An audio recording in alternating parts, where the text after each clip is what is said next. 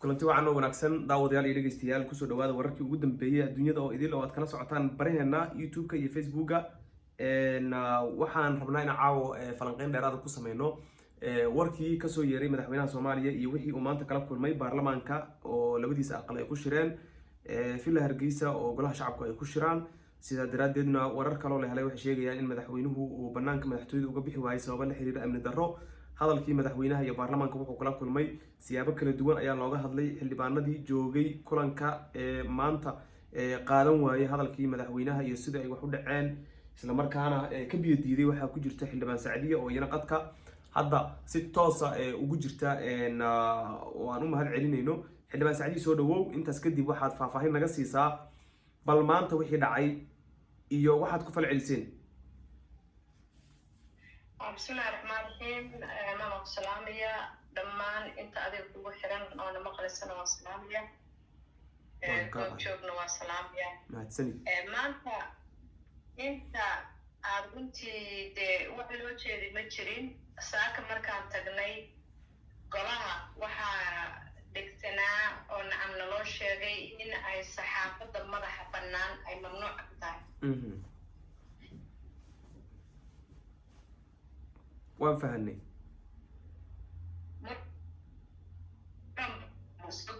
oo aan ognahay in kaamirooyinka laga dadamiyey horta dhibaato aad u badan baa jirta waqtigaan haddeera baarlamaankii gudihiisii haddii la leeyahay saxaafadii madaxa bannaaneed ma soo geli karto waxaad ka dareemaysaa dictatorship iyo caburin inay jirto halkaa anagii dhex taagan midka kale aan ku dhex galo maanta anaga waa nimi wixii dhacayba madaxweynihii dhibaatada waddanka ka jira geeri badan oo dhacday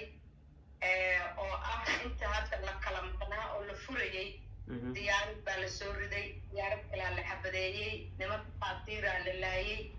magaalada amnigeedii annaga xalay baa naloo soo tuuray oo la dhahay Villa Hargeysa imaada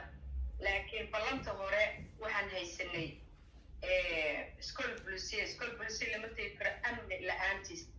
annaga waxaan sugaynay madaxweynaha inuu runtii ka hadlo amniga darrada waddanka ka jirta wuxuu ka qabo iyo wuxuu kala dadka ka siinayo waxaa anaga ka sugaynay geeridii dhacday isdaba joogga ahayd diyaaradii la soo riday macno lagu soo riday hataa oo caddayd maxaa la dhahaa Ethiopiyaanku soo riday annaga warbixin baa ka rabnay madaxweynaha wax badan baa laga sugay adeena marka uu bilaabay wuxuu u tacsiyadeeyey in maxaa la dhahaa xildhibaanka laga dhintay ilaahay ha u naxariista aadan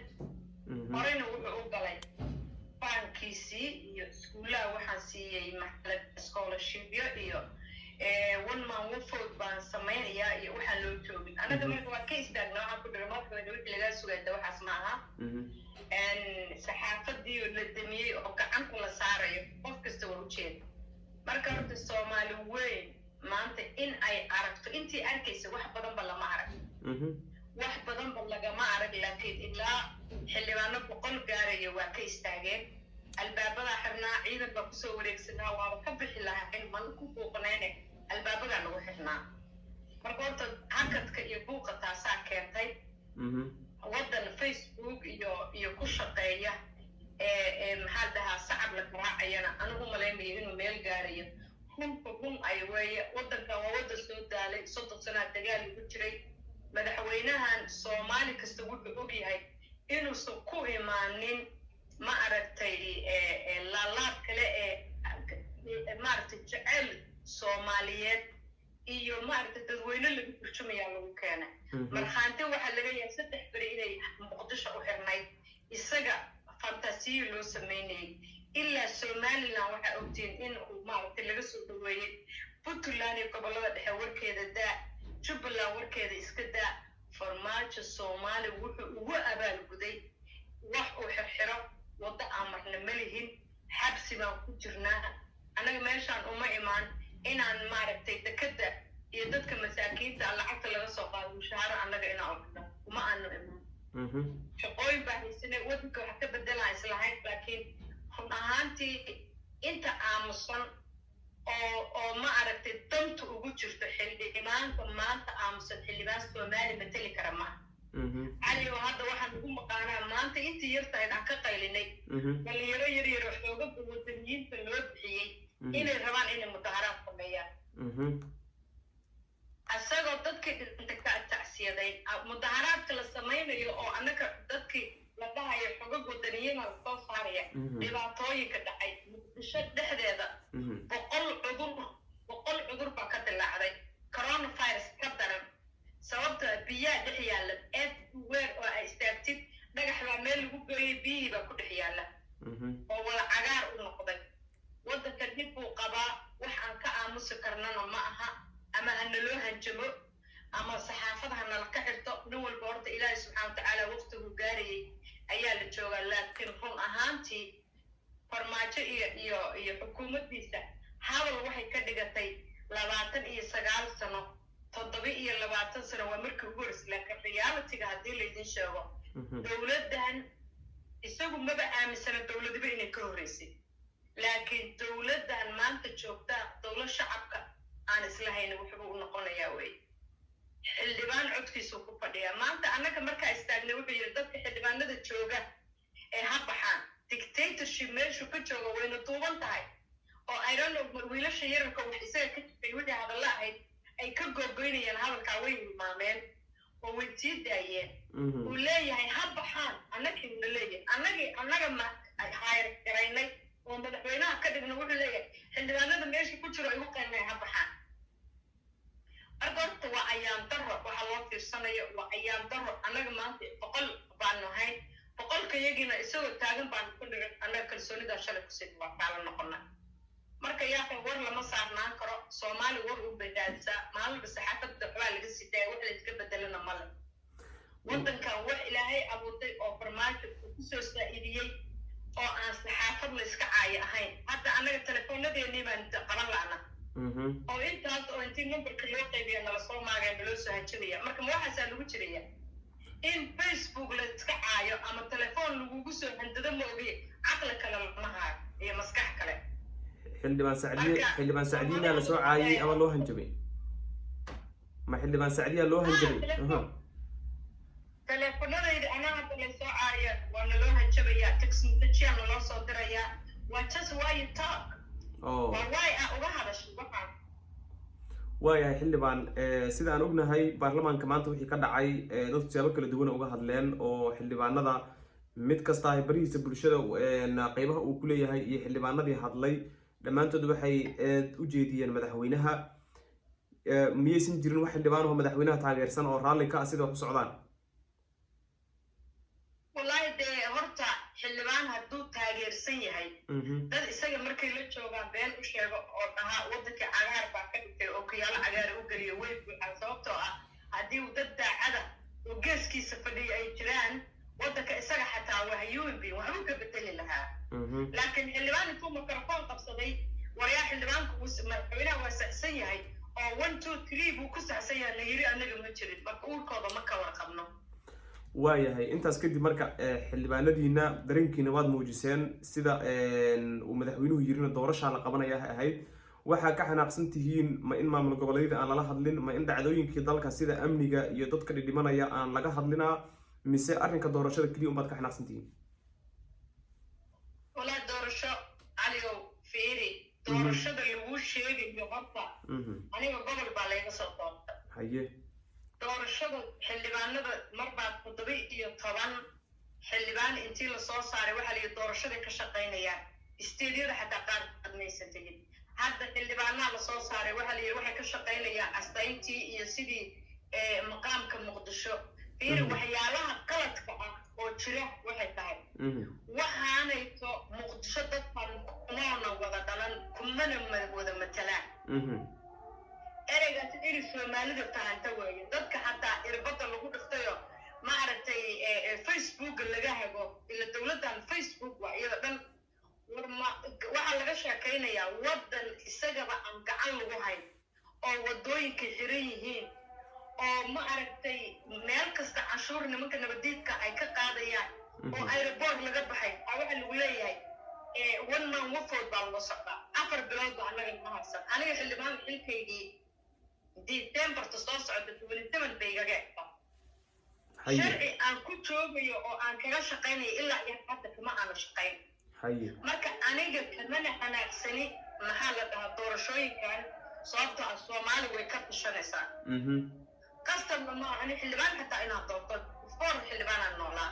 meeshaan waxaa laga hadlayaa wacyiga yaalla maanta muqdishada annaga aan joogno oo cashuurteeda aan cunayno ayaa annaga ka gelgelanaysaa meel kasta biyaha dhex yaaliin amni darrada dhex taallo qofka hadla loo hajabayo ma aragta ayadiina aan gacan lagu hayn every day webiyaa dhacaya wadda ma mari kartid madaxweynihii iyo ra-iisul wasaarihii oo isla fadhiya baa wuxuu akhrinayaa waxaa u malaysaaba in uu joogo waddan kale ka hadlayaa u malaysaa inuu Soomaaliya Muqdisho nala joogin waxa fiican oo ka sheekeynaya annagu wuxuu nooga sheekeynayaa arday baan waxaan siiyey scholarship iyo 29 sano waxaan dhici jirin baa riday iyo yaa akhay ma dhagaysan karna dad waaweyn baana waxaasoo kale wax la dhagaysan karo oo dhagaheena uu qaabilaya ma aha ilaah baa meeshaa naftaan dila annaga marka waxaa naga hadalsiinayay oo maleemaya inay jirto madaxweyne baarlamaankiisa isagoo khudbaynaya madaxweyne been baad sheegaysaa waa ku feelgarowday iscadil weligeed lama dhihin marka haddii madaxweynaha idinka warbaahin baa tihiin anigu ma arkayo loo gudbinayana haddeeraa la taagana madaxweyne iscasil baan leenahay sababtoo ah nin Soomaaliyeed weeye wiilkiisaa beri waddankan qaban kara waddanku waa sii baaba'aya intuusan faraha ka bixin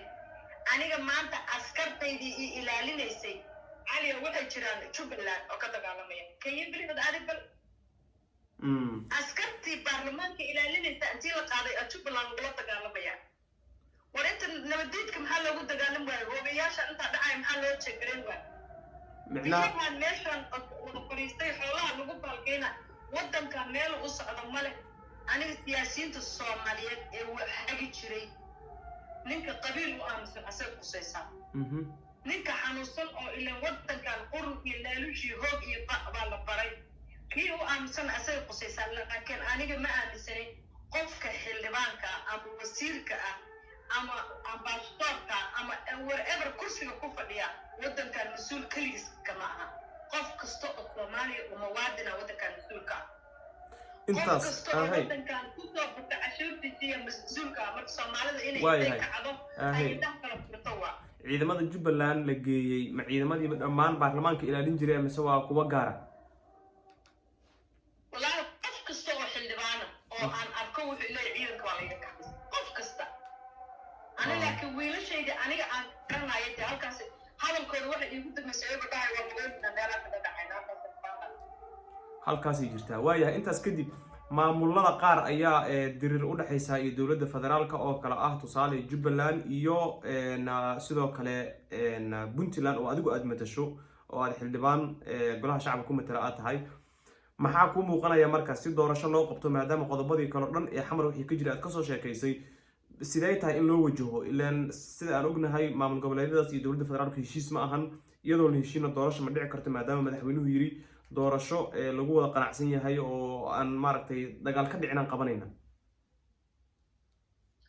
walaa horta de aniga ku sheegay waddan kale oo ka sheekeynaya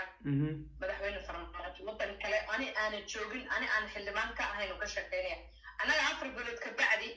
qof walba wadaniga gobolkiisii uu aadaya sheekadana waa iska soo dhamaanaysaa oo ma aragtay dayaca gadaalkiisa farmaajo joogay ani ma u socday annaga baarlamaana ma dejino dastuur lagama shaqeeyo waddankan adigaba waa joogta alyaro ilaa iyo maalinkii Jawaari annaga nala ka qaaday oo xoog loo riday ila Jawaari waa ogeyda intii lagu soo duulay oo inqilaab lagu sameeyay oo madaxtooyada looga soo duulay markuu arkay waddanka inuu qasan yahay iyo iska dhiibay oo wixii waraani waa idinka degtay waa arjin saarta ilaa iyo ka sidaas markii la hadlayo waxa la leeyahay shuruucda la baaskaray shuruucda farmaajo rabo un baa loo baaskaray haddii ay khayraadka tahay haddii ay wax kale tahay haddii bangi ay tahay annaga wax aan ka shaqaynay dastuurka kama aanu shaqayn kamana aanu soo shaqayn maxaa la dhahaa doorashooyin oo wax allaale iyo meel u socotay meel ka socoto ma jirto midii aan ma aragtay aan soo gudbinayna xataa isagoo soo gudbiyey maaragtay doorasho qalqalloocda ayaa la aari xildhibaanada waxay saxiixayn waxa gudbinaa lama oga farmaajo nin dictatorshiba waddan aan ka naxayn mideeda kale soomaalida ha ogaato farmaajo waddankan wuxuu ka tagay 1986kiina waddanku siduu ahaa waa nin walba waa garanaya waddanku siduu ahaa iyo qaabku ahaa waa la garanaya waddan gurbaan laga tumayo oo la heesayo oo guulwadayaal jireen oo farmaajo maba oga waddankan inuu maaragtay uu noqday federalism afkiisa xataa wuxuu ka hadlaya wuxuu leeyahay dimuqraadiga waddanka marka nin in la heeso rabo oo gurbaan la tumo oo waxa macno lahayn ku mashquulsan ba waayahay adigu puntland ama tashaa xildhibaan sacdiyo midda ay weydiisay oo leedahay puntland haye puntland qof kastana annaga meeshaan u fadhino annagana wax allaale iyo wax aan ka warqabno iyo waxay ka warqabto in uu walaaqo oo dadkeeda isku diro oo uu maalin ka dego gobolladii puntland isagoo aan dowladda dadkii puntland xukumay awsan la waxay waxaa fawdo ahaynba kama hacayo maxaa laga filanayaa marka doorasho ka hadlaba doorasho iyo sheekooyinkaas iyo dimuqraadiyad iyo meeshaan waa dictatorship sida gorbarkiiba maalinba state laga degaa oo la baabiyaa waayahay ugu dambeyn taladaadu maxay tahay maadaama aad tahay xildhibaan ka tirsan golaha shacabka hadda sidii wax u socdaanna og baarlamaankii iyo dalkiina aada joogto gudihiisa ani waxaan leeyahay soomaali dad badan oo siyaasiyiinaa jira dad badan oo mutacalimiina baa jira maalinka kursiga la rabo in ragga soomaaliyeed ay soo dhoobtaan waxa ka fiican inta dhibaatadu jirto inay faraha la soo galaan oo waxa jira oo runta ah ay maaragtay ay xogogaan u noqdaan oo ka taliyaan ani intaasoo kula talinaya awal barnaamij waxbaysan tala waddanka ee kumada lahayn ragga soomaaliyeed ee beri kuraasta u ordi doono maanta waddanka waxa ka jira faraha la soo gala baan lahaa xildhibaan sacdiya aad bay u mahadsan tahay waxay ka tirsan tahay golaha shacabka maantana waxay joogtay fadhigii baarlamaanka ee madaxweyne farmaajo lagula oriyey islamarkaana hadallo badan oo caanbaxay laga dhaxlay kulankii maanta qabsoomay ee magaalada muqdisho ka dhacay xildhibaano kala duwan ayaa siyaabo kala duwan iyaguna uga hadlay oo arrintaasi ku sheegay inay tahay mid aada looga xumaado qaabka loo wajahay marka la eego wayaane guud ahaan inta aynu kusoo gabagabeyneynaa hadalhayntii arrimaha doorashooyinka iyo madaxweynuhu waxa uu ka yiri iyo falanqeynta arrintaas la xiriirta waxaana idin leenahay sidaas iyo nabadgelyo janaaladeena la soco oo subscribe saaro si aad u hesho wararkii ugu dambeeyay adduunyada oo idin xildhibaan sacdi aad u mahadsantahay